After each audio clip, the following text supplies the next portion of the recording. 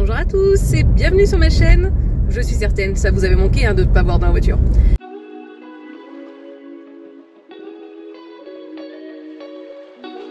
Il me semble que je vous avais expliqué dans une vidéo pourquoi je m'étais inscrit sur Give.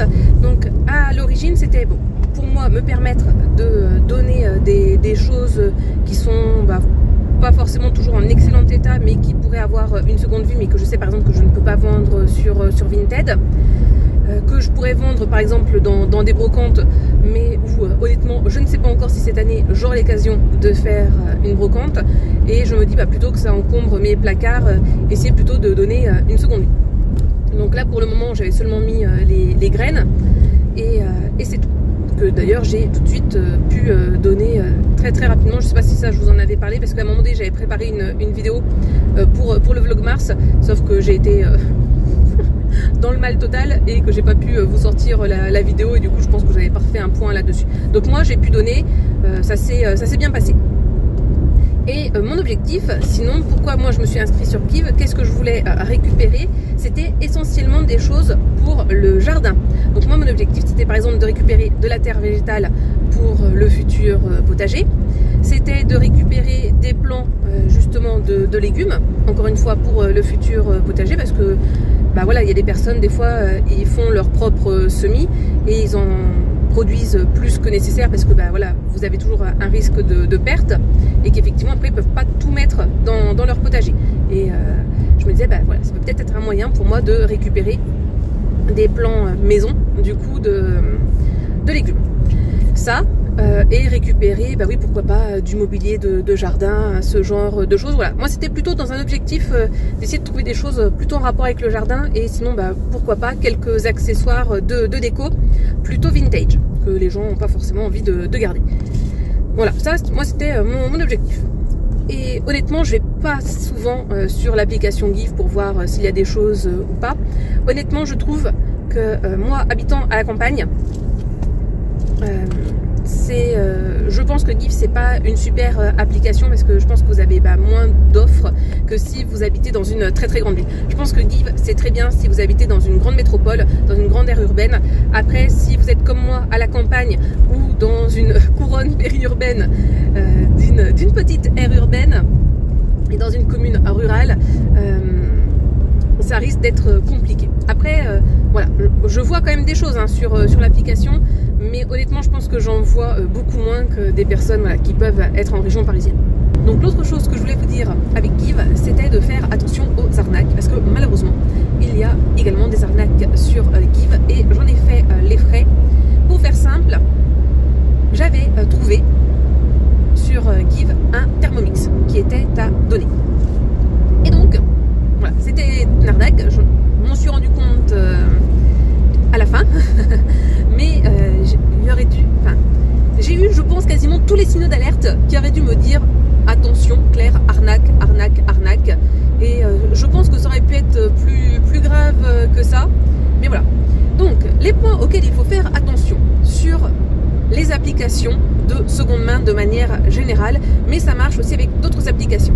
Déjà, si vous avez une boîte de messagerie qui fonctionne avec l'application, vous n'utilisez que cette boîte de messagerie là, même si la personne elle vous demande de communiquer via WhatsApp. Ça on évite. Déjà d'une, parce que ça veut dire que vous donnez votre numéro de téléphone à quelqu'un que vous ne connaissez pas, et de deux, en plus si jamais vous avez un problème, vous ne pourrez malheureusement pas bénéficier des services entre guillemets juridiques de l'application, parce que du coup vous serez sorti de son système. Et du coup, notamment je pense à Vinted, ça peut marcher pour Vinted, mais notamment aussi avec Le Bon Coin, quand vous communiquez, si jamais vous avez un souci, restez justement avec la communication via la boîte officielle de l'appli, parce que justement eux ils pourront avoir accès à ceci en fait, vu que ça leur appartient, finalement ils peuvent accéder aux messages que vous avez pu entretenir avec la personne. C'est beaucoup plus simple. Donc déjà, si la personne elle vous demande de passer via un autre système de communication autre que celui de l'appli, vous dites non. Et tant pis pour elle, si elle ne veut pas utiliser l'application, la messagerie de l'application, on dit non. Ensuite, deuxième point, la personne vous demande un service en échange, ou vous dit ah c'est pas parce que je vais te donner le truc que je te demande ça, mais si la personne vous demande un service en échange, c'est quand même un petit peu étrange. Soit tu donnes de bon cœur, soit tu donnes pas. Justement, c'est le but de l'application Give, c'est de donner de bon cœur. Vous n'êtes pas là pour demander des services aux autres.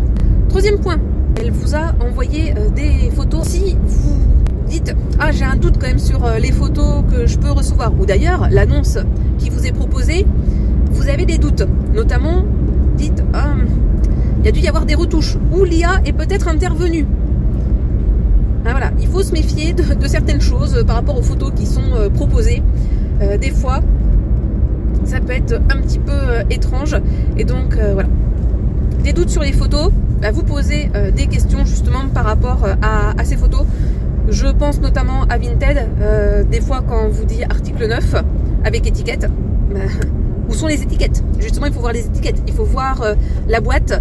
Par exemple, pour une paire de chaussures, si on vous dit que c'est neuf en état et encore emballé, ben il faut que vous ayez tous les emballages qui vous soient présentés, et le colis doit vous être envoyé tel quel. Voilà, je prends l'exemple de Vinted, mais de manière générale, il faut avoir ces informations-là. Ensuite, si vous posez des questions à la personne sur savoir est-ce que ça fonctionne toujours, ben il faut que la personne elle vous réponde. Voilà, quand vous demandez est-ce que ça fonctionne bien, est-ce que ça a la bonne taille, etc., etc. Si la personne ne vous répond pas, ne répond pas aux questions existentielles que vous avez à lui poser sur l'objet, et que par contre pour des questions annexes, elle vous répond, dites-vous bien qu'il y a peut-être un souci à avoir, qu'il y a anguille sous roche, comme on dit.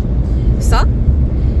Et je dirais peut-être le dernier point auquel il faut faire attention, méfiez-vous des trop bonnes affaires. Des trop bons plans. Généralement, ça arrive peu. Le plan parfait, le plan magnifique. Voilà, moi en l'occurrence, je me suis fait avoir sur une personne qui disait qu'elle allait donner un Thermomix. Un Thermomix, ça coûte une blinde. Là, moi je me suis dit naïvement, peut-être que la personne, effectivement, ne veut pas s'embêter à vendre les choses. En plus, elle me disait qu'elle déménageait. Donc moi, fille naïve que je suis, je me suis dit oui, c'est peut-être possible, et donc du coup il y a des choses dont elle veut se débarrasser facilement. Puis bon, c'était indiqué bon état, donc je me suis dit il suffit qu'il soit rayé, qu'il y a peut-être des accessoires en moins. Elle se dit je vais pas le vendre parce que personne ne voudra me l'acheter en état, où les gens ils vont tout le temps négocier pour baisser le prix, et elle avait pas envie de s'embêter de ça, et du coup hop, elle tente Give, et puis voilà. Donc attention aussi, hein, des fois aux dons trop beaux pour être vrai, ou au prix trop bas pour l'article qui peut vous être proposé. Alors après, oui, ça peut arriver hein, que vous fassiez des super bonnes affaires. Moi, ça m'est arrivé avec une chemise Burberry, par exemple, qui était bien véritable, et que j'ai effectivement pas payé cher du tout sur Vinted. Donc ça peut arriver, les très bons plans, mais c'est assez rare. Donc voilà, il faut faire attention sur toutes les applications que vous pouvez utiliser, et notamment tout ce qui est lié à la seconde main, et ouais, faire un petit peu attention à certains points, et d'être méfiant. Alors faut pas voir le mal partout non plus, mais ouais, faire un petit peu attention des fois aux choses que l'on vous promet et il n'y a pas eu de souci à la fin. Par contre, ça m'a fait perdre énormément de temps. Temps en plus que je n'avais pas à ce moment-là, donc c'était bien embêtant. Mais bon, voilà. Donc, allez, cet après-midi, petite plantation de 2 pieds de valériane. Je vais mettre les 2 pieds ensemble. L'objectif, c'est de planter ici. Donc là, vous avez le petit repère avec ma petite pelle. J'ai déjà un pied de valériane ici, bien gros. Un autre ici, plus petit. Ça, c'est ce qu'on appelle des gouttes de sang. Et j'en avais eu planté là, à un moment donné, mais il est dead. Là, il y a à la fois des mauvaises herbes, pissenlit, ça là qui s'accroche partout, là, qui est une galère pas possible. Un nouveau pissenlit, et ça c'est des fleurs vivaces, mais je vais essayer de m'en départir de ça parce que comme vous pouvez voir c'est hyper envahissant. Donc voilà. Ah oui, et puis ça aussi là que j'ai plein partout là, qui est pareil dans les entre guillemets mauvaises herbes, les indésirables. Ça j'en suis envahie également. Ah bah tiens, on en a là, ici là de gouttes de sang. Mais ouais, là, objectif, que ça soit ici pour que j'ai 3 gros pieds qui après prennent toute l'ampleur. Puis après là, ici, vous avez les iris. Et si j'ai le courage, je vais planter d'autres iris. Là, ici, j'en ai encore. Donc, ils sont pas très très beaux, mais je vais essayer de planter ça là, si j'ai le courage. Parce que l'objectif, c'est aussi d'en avoir d'autres là, ici. Parce que là, c'est la zone, elle est galère à entretenir. Ah, vous voyez, un petit muscari capri ici. Bon, allez. Parce que vous voyez là, hop, là encore des mauvaises herbes. Il faudrait peut-être aussi remettre là. J'ai l'iris. Et par contre, là, je vais essayer d'enlever. Quand je vais replanter des iris avec mon papa, là, c'est un pied de pervenche qui s'est replanté, mais je veux l'enlever. Parce que je veux pas qu'il se prenne autour du conduit là. Parce que la pervenche, ça peut être un peu galère. C'est comme la glycine, il faut faire attention où vous mettez ce genre de plantes grimpantes. Bon allez, on s'occupe de ça maintenant. Bon, j'ai planté mes pieds de valériane et finalement je me suis fait une petite séance de désherbage. J'avais pas forcément prévu, mais ouais, il y a gros à désherber, donc je me suis dit, profitons du fait qu'il fait soleil alors que ce n'était pas prévu pour désherber. Donc voilà, j'ai désherbé tout un seau, je sais pas combien il fait le seau. On va aller jeter tout ça. Là j'ai juste désherbé à la main, donc j'ai fait une zone assez facile dans les cailloux. Et j'ai désherbé là que des choses comme ça, là ça ressemble un petit peu à des pissenlits. C'est pas trop galère à enlever quand c'est pris dans les cailloux ou dans la mousse. Mais j'ai encore plein de pissenlits et surtout du chardon à enlever. Mais voilà, comme c'était pas prévu, j'avais pas pris les gants. Parce que là pour planter les 2 petits pieds de valériane, c'était pas nécessaire. Donc voilà, notre petite zone où on jette tous nos déchets. Hop, allez. Oh là, l'état dans lequel je suis. Bon, c'est un ancien pot que je me sers plus vraiment. Hier, il avait plu et donc ça a été assez facile pour moi de planter les pieds de valériane malgré le fait que ma terre soit assez glaise. Et du coup, elle était juste humide comme il fallait parce qu'il n'y a pas non plus... Enfin, ça dépend. Il y a des zones où il a plu plus qu'à d'autres endroits parce que je peux vous dire qu'hier, là où j'étais en compétition, j'ai bien pris la pluie. Et j'espère d'ailleurs que je ne suis pas tombée malade. Parce qu'hier soir, j'avais très froid et je ne faisais que d'éternuer. Bon, bref, pas très intéressant. Je vais vous laisser là et je pense que je vous reprendrai mercredi du coup.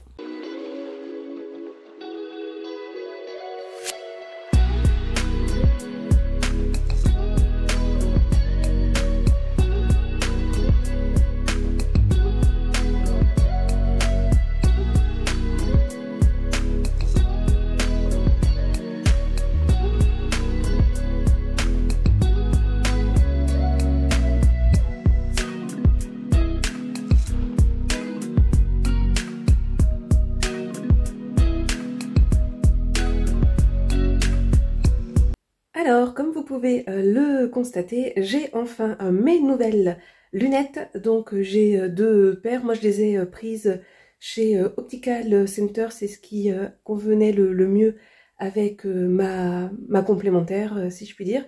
Donc j'ai cette première paire de lunettes, donc des Ray-Ban. En fait, ce sont exactement les mêmes que mes lunettes de soleil que j'avais précédemment. Donc exactement le même modèle. Là, c'est façon écaille de tortue. Je pense que vous le verrez à certains endroits. Je trouve qu'on le voit plus sur le côté, notamment de près. Et vous le constatez peut-être, mais donc elles sont anti-lumière bleue, anti-reflet, et elles se teintent un petit peu donc au soleil. En fait, plus il y a de soleil, plus elles vont se teinter. Donc elles se teintent un peu marron. Je pense que vous le constatez actuellement. Là, je pense que si je m'approche de la lumière, elles vont se teinter encore plus. Voilà, si je m'approche de la fenêtre. Mais vous allez encore plus voir le bazar qui est dans mon bureau et j'assume pas trop. Et sinon, mon autre paire de lunettes, aussi anti-lumière bleue, anti-reflet, c'est une paire de Guess noire. Elle ressemble assez à ma paire que j'avais avant. Donc j'ai pas voulu reprendre des lunettes de soleil. J'ai préféré prendre des lunettes qui se teintent parce que je trouve que c'est plus pratique, notamment quand je joue à la pétanque, parce que quand vous commencez une partie avec vos lunettes de soleil et qu'après voilà, on arrive plus dans la soirée et qu'il faut changer et repartir sur vos lunettes normales, je trouve que de passer de solaire à normal, ça fait un petit changement au niveau des yeux et en appréciation des distances, je trouve que c'est pas exactement la même chose. Donc voilà, j'avais envie de partir vers ceci. L'avantage que vous avez avec Optical Center, c'est que vous pouvez essayer pendant 90 jours ce système-là de verre qui se teinte au soleil. Et si vous n'êtes pas satisfait, vous pouvez changer après, soit passer sur des verres normaux ou des verres solaires. Donc voilà, petite information. Donc voilà ce que ça donne, mes nouvelles lunettes. Ma vue n'a pas énormément changé, j'ai l'œil gauche qui a changé. Et je sais pas si ça vient de ça, donc là maintenant ça va faire un peu plus d'une semaine que je les ai. Ça commence à aller mieux, mais je peux vous dire au début, waouh, sacrément mal à la tête. Bon par contre, il faudra juste que je retourne chez l'opticien parce qu'elles sont un petit peu trop serrées, ça me fait un petit peu mal derrière les oreilles. Mais sinon voilà, assez satisfaite de mes nouvelles lunettes. Et ouais, celles d'avant, les verres en tout cas mes verres principaux, ils étaient usés de chez usés, j'avais plus du tout d'anti-reflet, rien du tout, donc je peux dire ça m'a fait quand même un sacré changement quand j'ai changé de lunettes. Là je sais pas ce que je vais faire avec mes anciennes solaires, parce que comme je vous dis, ma vue a pas trop changé. J'ai quand même envie de la garder parce que voilà, ça par contre pour la neige ou la mer, vous oubliez. Après je vais pas être vraiment à la mer et à la neige, donc ça dérangeait pas. Après, à voir, parce que quand je dis ma vue a pas trop changé, je vais peut-être quand même les garder et toujours les mettre. Ou sinon, je me disais, si je me rends compte que non, c'est pas possible, peut-être les vendre, du coup, parce que mes Ray-Ban, elles sont encore nickel. Et c'est surtout que j'ai les verres polarisés ou... oui, polarisés, je crois, que j'ai encore. Et donc, pourquoi pas les vendre sur Vinted s'il y a quelqu'un qui veut...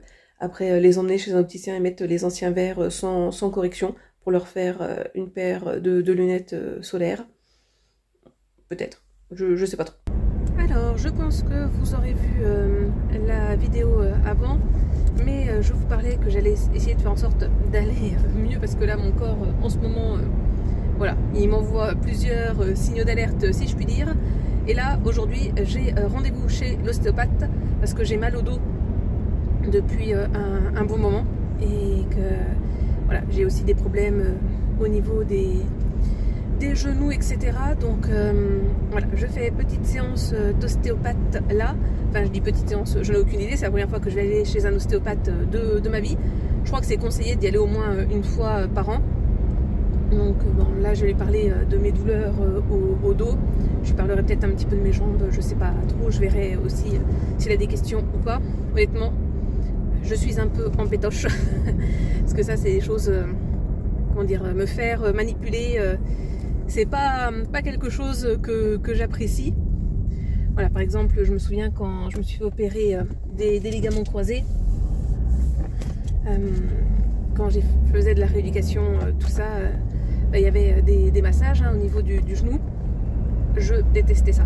Quand on me disait de me détendre, ah bah j'essayais de me détendre, mais j'étais tendue comme une arbalète. Donc voilà, là je sais que là aussi il va falloir que je me détende et tout ça. Donc bon, on va voir si j'y arrive. Et je vous ferai peut-être un petit retour justement à la suite. Après voilà, là ça fait 2 semaines que j'ai bien mal au dos. Et là j'ai l'impression que j'ai un peu moins mal comparé aux jours précédents. Donc bon, on va voir. Alors, je viens de sortir de ma séance chez l'ostéopathe. Ça a duré à peu près 25 minutes. Quelque chose comme ça, la séance. Bon, sachant que c'était la première fois aussi que je le voyais, donc il fallait faire tout un petit point autour, justement, blessures et autres. Donc, je lui ai spécifié pourquoi je venais. Bon, forcément, je m'en doutais un petit peu.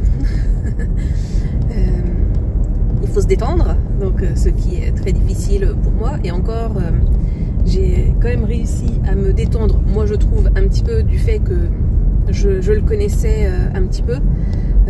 Alors c'était la première fois que je le voyais en tant qu'ostéopathe, mais je connais sa maman et je savais qui il était. Donc déjà, honnêtement, moi ça m'aidait pour pouvoir le rencontrer et m'aider à pas être trop stressée. Mais forcément, voilà, j'étais quand même pas hyper détendue, donc pour les manipulations c'est toujours un petit peu compliqué. Je n'ai pas eu mal en soi, je veux dire, les manipulations, tout ça, ça fait pas extrêmement mal. Forcément, vu qu'il va appuyer à des zones où vous avez mal, donc forcément vous allez les ressentir. Ça a craqué à un endroit. Après, là, en fait, donc c'est ce qu'il m'a expliqué, c'est que mon côté droit est bloqué au niveau des trapèzes à ce niveau-là.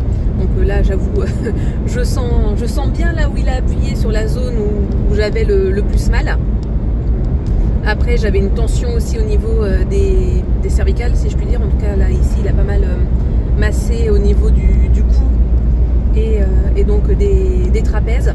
Là, je sens encore bien la douleur à l'endroit où il a appuyé. Après, voilà, il a appuyé fortement parce que, comme il m'a dit, en fait, j'ai vraiment le dos de bloqué. Après, voilà, c'est ce qui m'a expliqué du fait que mon côté droit, je vais le solliciter beaucoup, que je vais faire beaucoup de gestes répétitifs, que ce soit avec le travail sur l'ordinateur, quand je vais écrire au tableau, et puis mine de rien avec la pétanque. Voilà tous les gestes que je peux faire. Et en ce moment, oui, comme je me suis un peu occupée du potager, j'ai soulevé les parpaings, des brouettes qui pèsent assez lourd. Là, avec le provençal, en plus, à des moments, je pense que j'ai forcé un petit peu trop. Et puis surtout, le gros problème qui accentue tout ça, parce qu'en soi, ça va quand on maîtrise les gestes, c'est le fait que oui, comme je suis quelqu'un quand même d'assez stressé, qui accumule du stress depuis longtemps, en fait on se crispe beaucoup au niveau du haut, et c'est vrai qu'en ce moment je le sens, je suis très stressée, beaucoup plus qu'en temps normal pour différentes choses. Et en fait c'est aussi cette crispation là qui accentue tout, et le fait oui, que je ne sois jamais véritablement détendue, ça n'aide pas. Et qui fait voilà, que ce côté droit il est bloqué. Donc demain il faut que je reste tranquille. Voilà, on va pas soulever des parpaings et faire trop de choses dans le potager, même s'il fait beau. D'autant plus que là, ce week-end, j'ai compétition. Donc j'ai bien fait d'y aller là. Comme ça au moins je vais avoir un petit jour de repos. On va faire attention demain, et donc dans 2 semaines je le recontacte, je lui envoie un message pour lui dire comment ça va, si j'ai toujours des douleurs ou pas, etc. Et donc j'ai des petits étirements à faire pour m'aider. Donc je vais essayer de les faire. De toute façon, je le sais très bien, quand on se fait opérer, qu'on a des soucis et tout ça, les exercices, il faut les faire, sinon vous n'avez pas de résultat. Donc voilà.